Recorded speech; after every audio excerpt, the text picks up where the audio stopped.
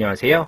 오늘은 3월 1일, 3일절이죠. 그래서 휴일이라 우리 시장은 개장을 하지 않았지만 이제 외국 시장은 한창 잘 흘러가고 있고 우리가 내일 시장 개장을 앞두고서 어떤 걸 살펴봐야 되는지 현재 흐름은 어떤지 이런 거 한번 같이 점검하는 시간을 갖도록 하겠습니다. 뭐 크게 제가 오늘 설명드릴 거는 뭐 설명이라기보단 같이 한번 살펴볼 부분은 환율, 그 다음에 주가지수 선물, 그러니까 전세계 선물지수 말씀드리는 거예요. 그 다음에 제가 중간중간 말씀드렸던 빅스지수, 그리고 비트코인 흐름도 한번 같이 볼 거고요.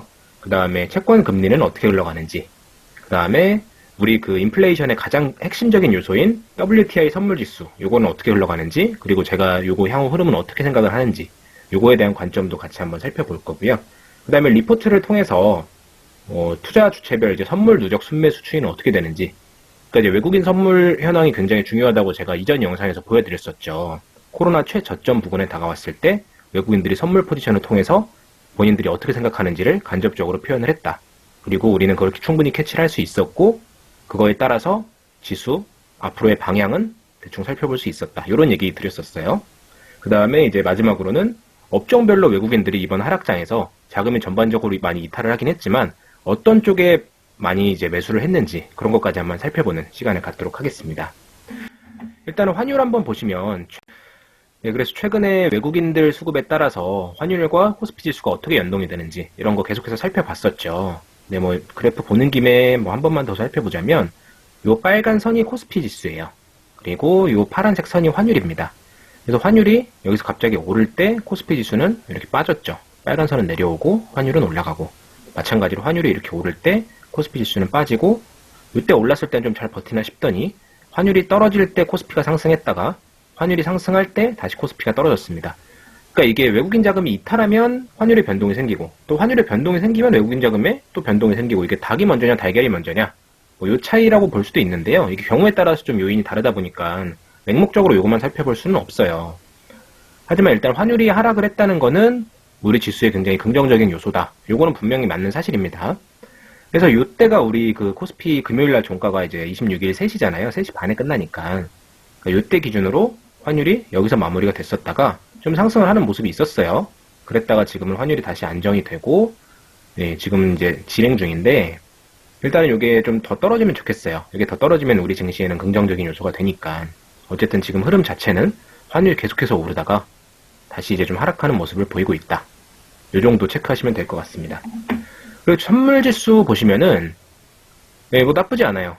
이게 조금 떨어지긴 했네요. 제가 아까 봤을 때는 더 이제 높이 올라갔었는데 지금은 조금 뭐 안정세로 들어드는 모습이고요. 어찌됐든 간에 보시면 전반적으로 상승하는 모습이 나오고 있죠. 뭐 니케이 지수 같은 경우도 좀 잘 가고 있고요.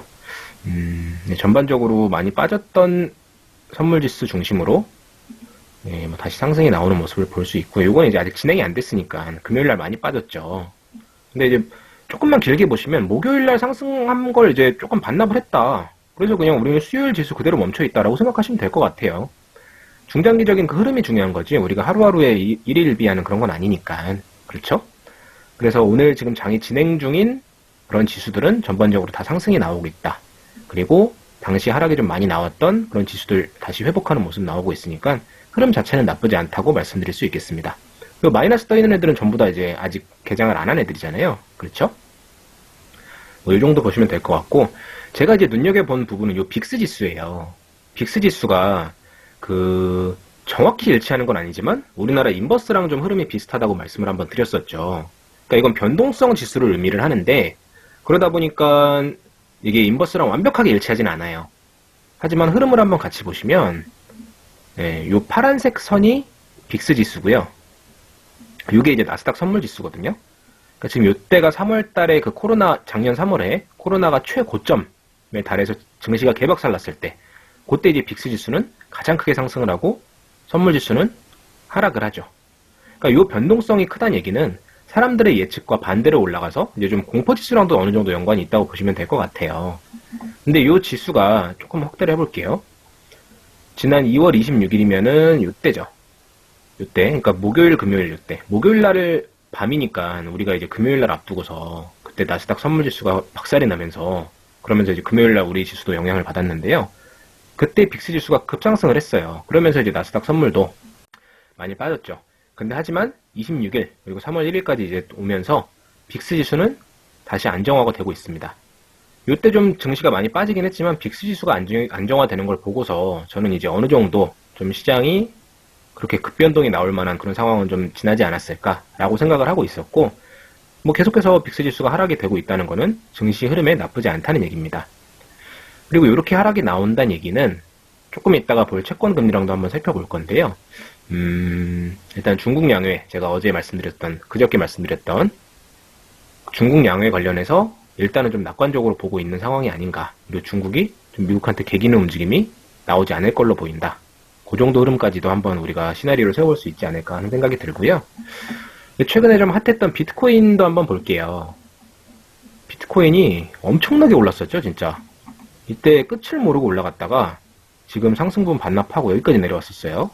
그랬다가 지금 다시 이제 상승이 나오는 추세인데, 네, 요때 시점이 언제냐면 최저점이 이제 오늘 새벽이네요. 오늘 새벽에 이제 최저점을 찍고 다시 이제 올라오는 모습인데, 비트코인 상승 나오는 거 나쁜 거 아니라고 말씀드렸어요.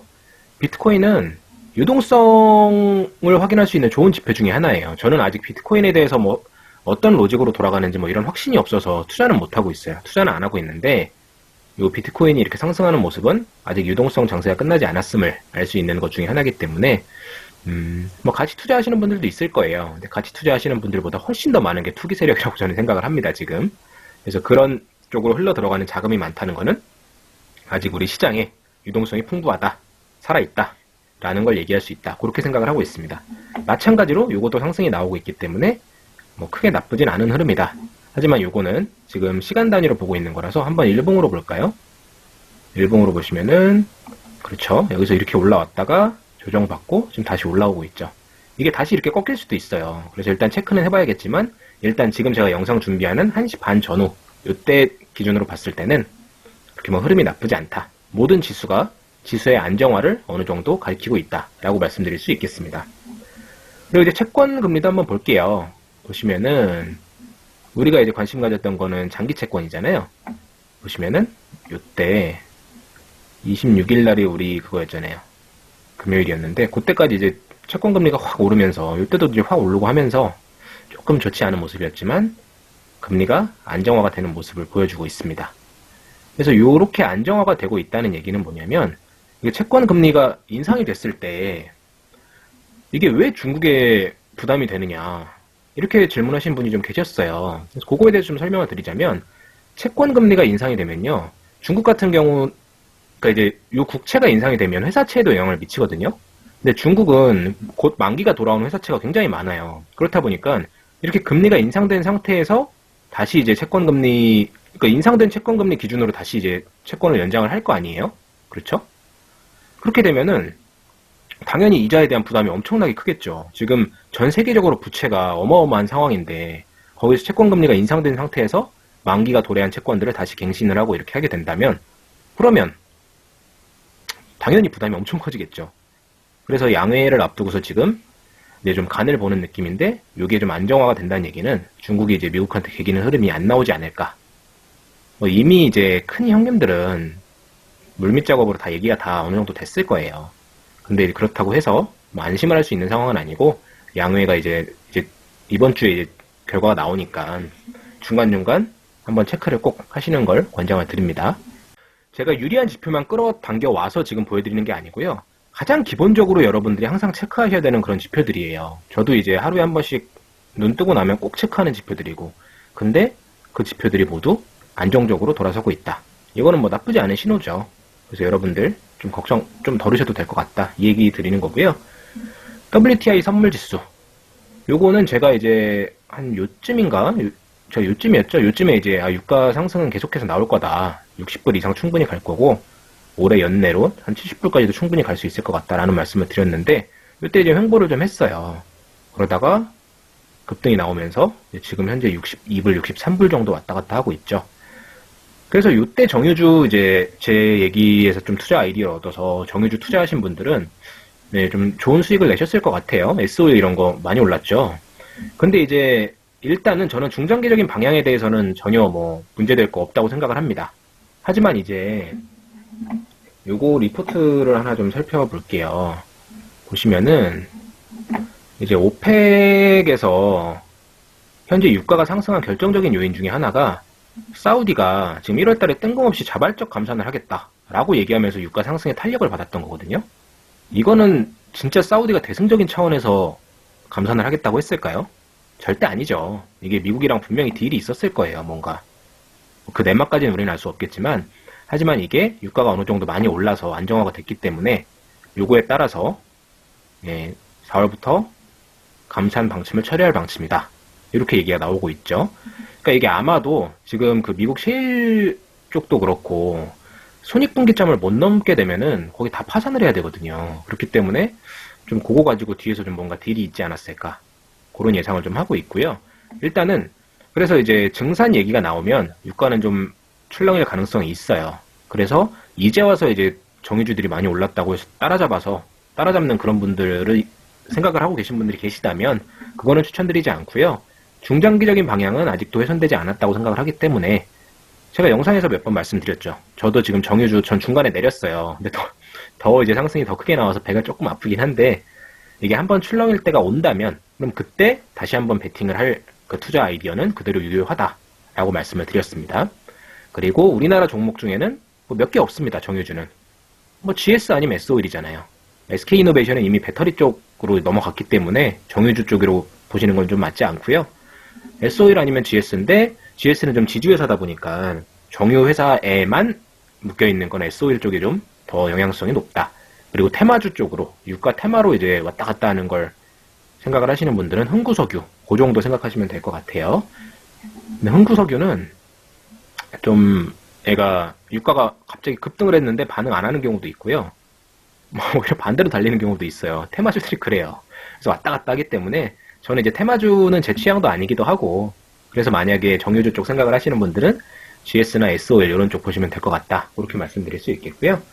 그 다음에 하나 더 보여드리자면 요 투자주체별 선물 누적 순매수 요거 한번 같이 볼게요. 이게 26일에 나온 리포트다 보니까 25일까지 반영이 된 거거든요. 그러니까 25일이 이제 그 우리 지수가 갑자기 한 3% 이상 급반등 나왔던 시점이에요. 근데 외국인들이 선물 포지션을 누적적으로 봤을 때, 물론 이제 그 시작점을 어디로 끊느냐에 따라서 좀 차이가 많이 납니다. 근데 일단은 요 12월 기준으로, 2000년도 12월 15일 날, 요때 기준으로 한번 살펴봤을 때는, 외국인들이 그 매수 포지션을 좀 매도로 이제 청산을 좀 많이 하기는 했어요. 그리고 요때 목요일 날은 외국인 선물 매수세가 굉장히 크게 나왔었죠. 그랬다가 또 다시 하락이 나왔기 때문에 한 요 정도 선으로 보시는 게 맞을 것 같아요. 근데 외국인들이 선물 매도 물량이 많이 나오긴 했지만 그게 진짜 하방으로 베팅한 게 아니라 아직 누적으로 봤을 때는 상방을 보고 있는 그 매수 포지션으로 잡고 있는 외국인들이 더 많다라고 말씀을 제가 드렸었어요. 그래서 요거 참고하시면 될 것 같고 기관들은 이제 그 선물 포지션으로 적극적으로 이제 베팅을 한다기보다는 외국인들 물량을 받아주는 그런 역할을 좀 해야 돼요. 얘네들이 이제 그 선물 그걸 운용하는 애들이니까. 그래서 기관보다는 외국인 쪽을 보시는 게 맞고요. 개인들은 그냥 개인들이랑 반대로 가시면 됩니다. 그리고 개인들은 이렇게 과감하게 베팅 못해요. 선물 레버리지가 너무 세거든요. 최소 7배에서 한 10배 이상 되기 때문에 여기서 까딱 잘못했다가는 그냥 다 반대매매 강제 청산 당했기 때문에 여러분들 뭐 유튜브 같은 데 보시면 뭐 우리 바코드 막 이런 유튜버들 있잖아요.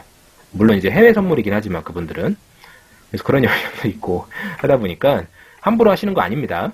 저도 이제 요거 하는 건 아니고 이제 그 흐름 볼 때만 파악을 하고 있어요.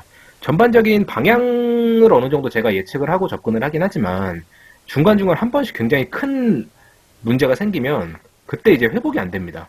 제가 말씀드렸었죠. 작년 추석인가? 그때 이제 명절 때 굉장히 평화롭게 지나가고 있다가 뜬금없이 트럼프가 이제 코로나 확진이 됐다는 기사가 뜨면서 선물 지수가 폭락을 했어요. 한 1분 만에 진짜 엄청 많이 빠졌거든요. 그런 걸 예측을 할 수가 없잖아요. 그런 거 한번 맞으면 거기서 그냥 다 쓰러지는 거예요. 그렇기 때문에 선물 쪽은 이제 관심 안 가지시는 게 뭐 정신 건강에 좋으실 것 같고 요런 거 지금 누적 순매수 추이로 봤을 때는 외국인들이 아직 하방으로 베팅한 건 아니다. 아직은 매수 쪽에 가지고 있지만 이렇게 이제 강하게 매수 쪽으로 베팅했던 거 그렇죠? 우리 이때 상승 굉장히 크게 나왔었잖아요. 그 1월 달에 12월 말 1월 초쯤에 외국인들이 선물 쪽으로 그 매수 쪽으로 강하게 선물 베팅을 했을 때 큰 상승이 나왔고 그 다음에 얘네들이 청산을 하면서 이렇게 내려갈 때 우리 지수도 같이 좀 빠졌다. 이 정도 참고하시면 될 것 같습니다. 그리고 마지막으로 외국인들 그 순매수가 어디로 들어왔는지 한번 살펴볼게요. 이것도 이제 리포트인데 보시면은 19일부터 25일이니까 이것도 마찬가지로 26일 날 나온 리포트예요. 그러니까 이제 25일까지만 반영이 돼 있겠죠. 여기서 이제 뭐 삼성전자 영향이 좀 큰데 삼성전자가 좀 빠지긴 했어요. 이때 이후로. 하지만 전반적인 추세를 한번 보시자는 차원에서 가지고 왔고요. 일단 외국인들은 매도세가 좀 더 강하긴 했죠. 증시가 좀 하락이 많이 나오면서. 근데 반도체 쪽으로 많이 몰렸습니다. 이 영향은 이제 삼성전자, 하이닉스가 굉장히 크기는 한데 일단은 그 주도 업종이 뭔지는 한번 살펴보실 필요는 있어요. 그래서 이쪽에 있는 애들을 한번 참고를 해보시면 이번 주 증시 움직일 때 어떻게 접근해야 되는지 좀 감이 오실 거라고 생각을 합니다. 또 보시면은 지금 외국인들이 반도체 쪽에 굉장히 많이 들어왔고 건강관리 쪽에는 셀트리온이 포함이 됐을까요? 셀트리온도 좀 목요일날 반등이 세게 나왔거든요. 요거는 제가 아직 확인을 못했습니다. 어쨌든 반도체는 삼성전자, 하이닉스 이쪽 영향이 굉장히 크겠죠.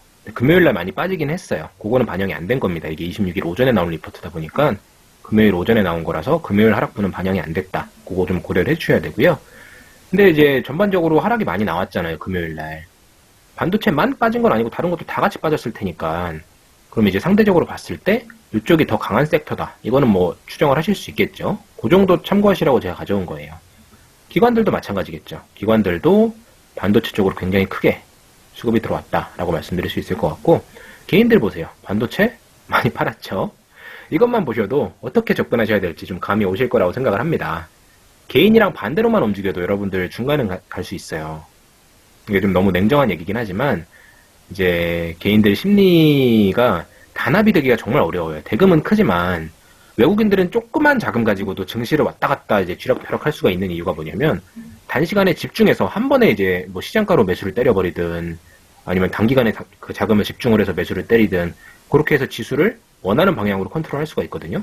근데 여러분 바로 옆에 있는 사람이랑 동시에 이제 가능한가요?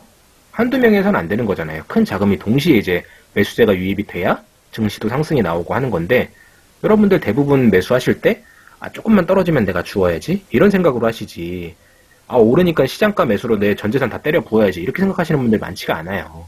그렇기 때문에 개인들 자금은 클지언정 개인들이 이제 지수를 상방으로 끌어올리긴 쉽지가 않다. 그래서 돈을 벌고 싶다면 개인들의 반대로 움직이는 게 조금 더 현명한 판단일 수 있다. 그 정도 말씀드릴 수 있겠고요. 그리고 이렇게 반도체 쪽은 제가 이전 리포트에서 말씀을 드렸었잖아요. 많이 급등이 나온 것 같지만 절대 그렇지 않다. 얘네들이 벌어올 돈 대비해서는 전혀 많이 오른 게 아니다. 그리고 그 컨센서스가 갈수록 상향되고 있다. 물론 이게 너무 지나치게 낙관적이라는 지적도 있어요. 하지만 이제 다른 업종 대비해서 봤을 때 반도체 쪽이 굉장히 그 호황이라는 거는 여러분들 많은 영상이나 많은 리포트 통해서 접하실 수 있었을 겁니다. 그렇기 때문에 반도체 쪽은 이번 하락장 때 여러분들이 생각하신 그 종목들 꼭 들고 계셔야 돼요. 이게 뭐 슈퍼사이클이 어쩌고 막 이런 것도 이런 거지만 실제 숫자로 보셔도 전망이 너무너무 좋아요. 그래서 저는 이제 반도체 포트를 금요일날 많이 늘렸다고 말씀드렸고 어떤 종목을 넣었는지도 제가 그저께 올려드렸던 영상에서 말씀을 드렸었죠. 그거를 이제 무조건 사시라는 건 절대 아닙니다.